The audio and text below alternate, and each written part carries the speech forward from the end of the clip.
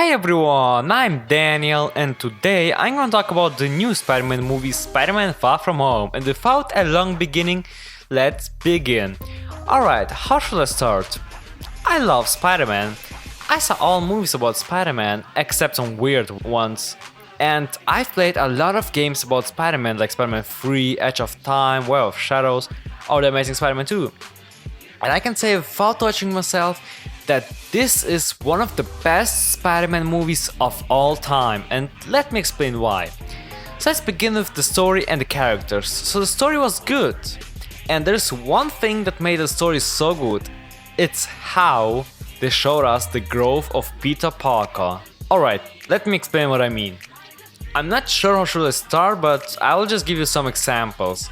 So in this movie, Spider-Man is not this teenager anymore who wants to impress his idol Iron Man or who needs a permission to fight evil, and he's not at home anymore where there are also other heroes like Iron Man who will help or even save his life.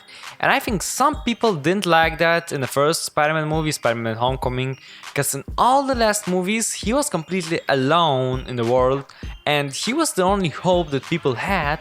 And he couldn't, call Nick Fury or the Avengers and ask for some backup. No, he needed to handle all things by himself. That's why some moments in the last movies were more emotional and more people were worried about Spider-Man. Because if he will lose, then no one will be able to stop the villains, like in the first The Amazing Spider-Man, where if Peter would lose, everyone will turn into the lizards.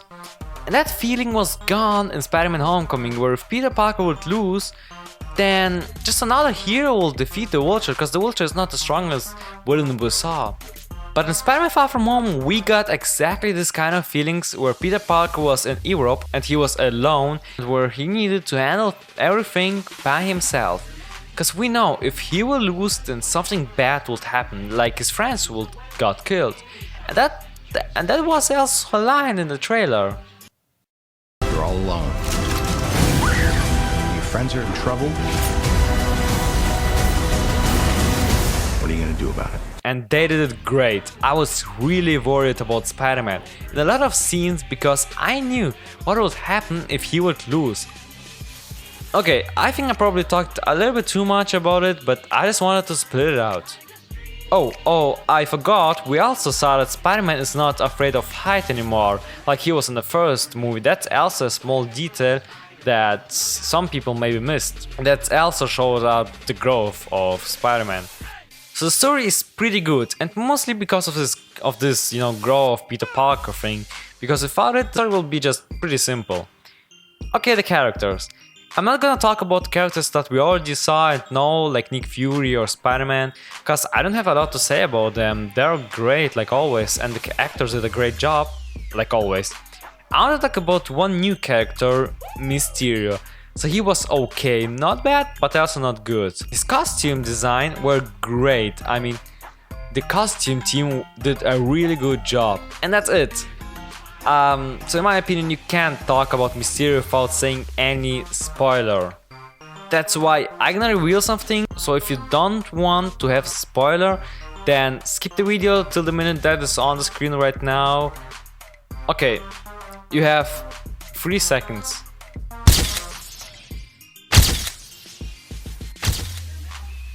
Okay, so Mysterio is a villain. Wow. Yeah, I know that a lot of people already knew that, because he was always a villain in the comics and it was, obvious. Okay, so we know that Marvel has one big problem, and that's the villains, because the most villains are just bad and boring. So what's about Mysterio? He is, like I said, not bad. I mean, his story has nothing special in it, but his design is great and costume. The most thing did the actor Jake Gyllenhaal, and I like him. He's one of my favorite actors of all time. And that's why even if his character Mysterio will be maybe not so good, I would probably still like him because, of Jake Gyllenhaal. But if you are not a fan of Jake Gyllenhaal, then you will probably think that he's just another Marvel villain that has a great design but is not that interesting. And you will be probably right, because except a great design, he's just another villain without any special motivation. The last thing I want to talk about are the visual effects and the fight scene. So in my opinion, this movie has one of the creativest scenes in Marvel Universe and also one of the best fight scenes. So we know that Marvel had never problems with visual effects.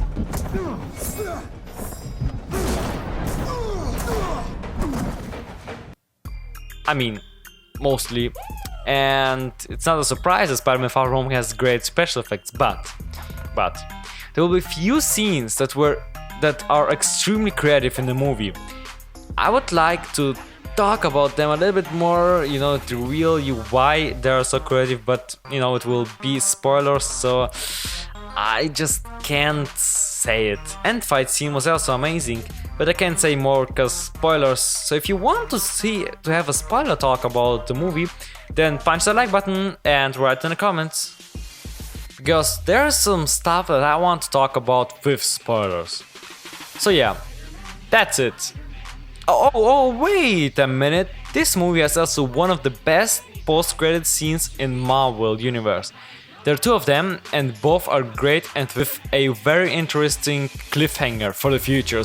So I'm really excited to see Spider-Man 3 and other movies in Marvel because, you know, these cliffhangers are very interesting.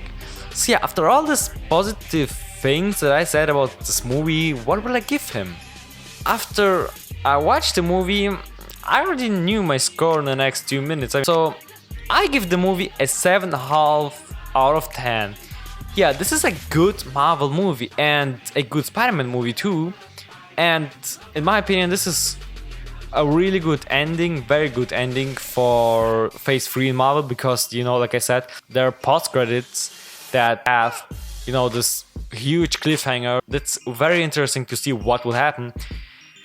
And yeah, the one thing that I have expected from the movie is something unexpected to happen, because if you saw the trailers and if you read the comics, then you will be able to know what will happen, except the post-credit scenes. I mean, no one expected to see what I saw, but for everyone else, I recommend to watch the movie. So yeah, that's it. Marvel Phase 3 is over and we already saw all the movies from Marvel Phase 3. And I'm really excited to see Spider-Man 3. I have also a video on my channel where I talk about Phase 4 Marvel. You know, back then I had you know, my old microphone and my voice isn't that professional like how it is right now. But you still can watch it, you know, because soon in the end of July I think there will be Comic-Con and Marvel will come, and that means information for Phase 4, so that means Kevin Feige will reveal new movies for Phase 4, and that's really interesting because, you know, in this video that I did back then, I made my predictions, you know, even when and which movie will come out, and this will be really interesting to see in the end of July. And yeah, till now that's it. If you like this video, why not to subscribe to my channel and support me? Why not to like this video and why not to write a comment? Yeah, write in the comments. What is your favorite Spider-Man movie of all time? It's very interesting to see. I will see you in the next video. Bye bye.